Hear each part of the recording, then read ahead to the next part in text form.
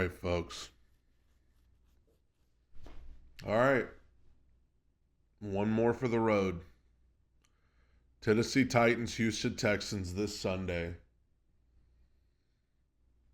Titans need to lose this game so much. This is the NFL Week 18 game preview. Titans finished 2024 at home, sitting on 3 wins, which means they're in the hunt for the number 1 pick. That is exactly why this team is in the position they are. They take on the Houston Texans. I haven't really made a big deal of it because I wanted the Titans to lose to the Jaguars for the better of the organization, but that was a terrible miss by Mason Rudolph on that pass. That I don't know how well you could see it, but I mean that was a game-winning touchdown that he missed, or not a game-tying touchdown to Chigakonkwo wide open that Mason Rudolph missed. So for all of the people that are in my comments every day telling me that Mason Rudolph is the future, that was a terrible miss. Who may be in the playoffs, but haven't been looking like a playoff team as of late. Look out, Stroud gets dumped. Texans locked into the number 4 seed, so they don't need the win, but there is some incentive to get their starters some reps so they can get the taste of the soap out of their mouth. Both sides of the ball enter this contest with corrections to make. Offense gets shut out by Baltimore. Texans 20, 19, and 2 points in their last 3 games. Backing up. In a crazy, weird way, the Titans kind of owe the Ravens, because if Houston had played well against Baltimore, if it had been a close game, I think Houston would probably be content to set their starters for this game completely. But because Houston got whooped so bad by Baltimore, I think they're absolutely going to want to come out and make it right. Good. Pressure comes. C.J. Stroud, Week 17, 185 yards, 6 yards per attempt, no touchdowns, an INT, a sub-60 rate, sub-75 rate games, back-to-back weeks. Rolls, throws, it is picked. Lack of pass pro continues to plague them, as well as a thin receiving core. Stroud 5 sacks taken to Baltimore. Very rarely is he not dealing with pressure. He's uncomfortable in the pocket, and all of the timing is off. Tennessee's Harold Landry has 8 bags in 2024. If he picked up 2, he'd hit double digits 3 seasons in a row.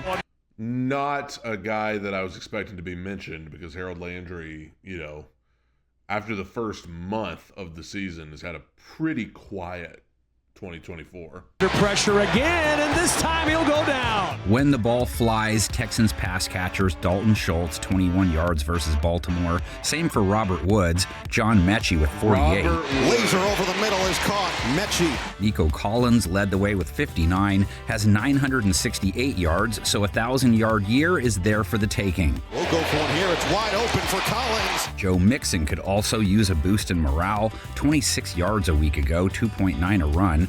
4 of his last 7 games, he's finished under 3 per carry. It's Mixon, and he is going backward.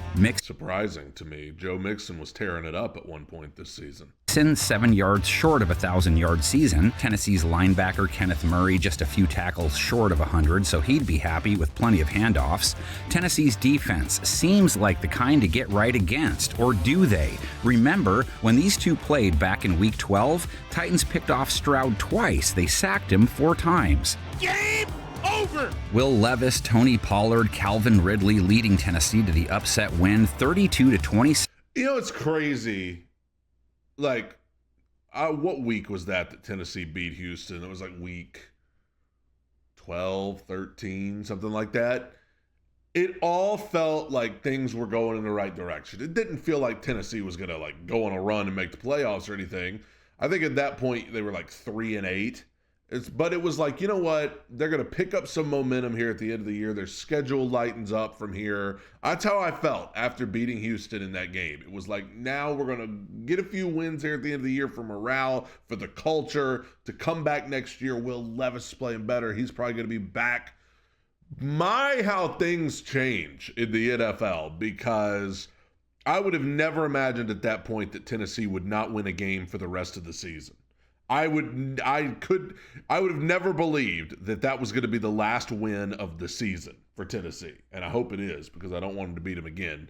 But it just, everything felt better. Everybody felt better about Will. Everybody felt better about the coach. Everybody felt better about everything. And then now it's just total devastation. Just wild, man.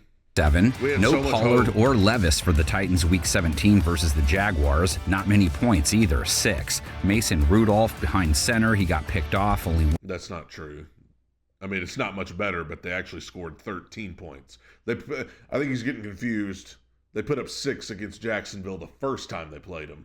Against Jacksonville the second time they put up 13. Okay.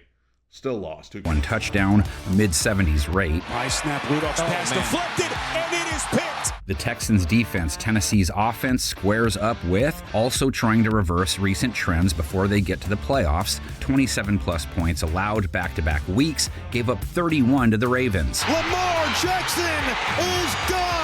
Texans secondary, 2 touchdowns allowed to Lamar, 140-plus rate. He's not sure, like, should I stay in front of him? Am I playing basketball? Should I go after him and he makes me miss? Titans counter with Calvin, no Hobbs, but Ridley is close to a 1,000-yard year after going for 84 Week 17, so he should give it the old college try. This time it's Ridley. Ridley breaking a tackle. I think Ridley's had a pretty good year for the Titans. In spite of everything, I think Calvin Ridley, I mean, he's very close to 1,000 yards on the season, and when you consider what the Titans have been dealing with Will Levis and Mason Rudolph, that's a credit to Calvin Ridley that he even managed to do that. What does college try actually mean anyway? Texans just 1 sack on Jackson's 17 pass attempts, and finally, to complete their Week 17 turd Ferguson sandwich, there's their run defense, which allowed 251 rush yards, 2 touchdowns, 5.8 a run. Those numbers only funny if you like big cowboy hats. And yeah, stick with what's working. Tennessee has Tyjae Spears to counter that with, coming off a 95-yard day, 4.8 per run. Tyjae Spears finding the edge. Bullpen, we have more to talk about next week no matter what. Titans fans still here? You are the OGs, no bandwagon for you. From the Game Preview Guide team, here's to an amazing draft pick and some fancy free agent pickups this offseason that gives us something fun to dig into when we get into your preseason primer video later this summer. I wish I don't have a drink or anything, but here's to better times. I appreciate you, NFL Game Preview Guy. It is. We need help. We need help. Okay, panel of 10, you're up. Happy postseason, Texans. All right, well, 7-3, the Houston Texans. I mean, I have to believe the people picking the Titans, they think it's because the Texans are going to play their backups most of the game.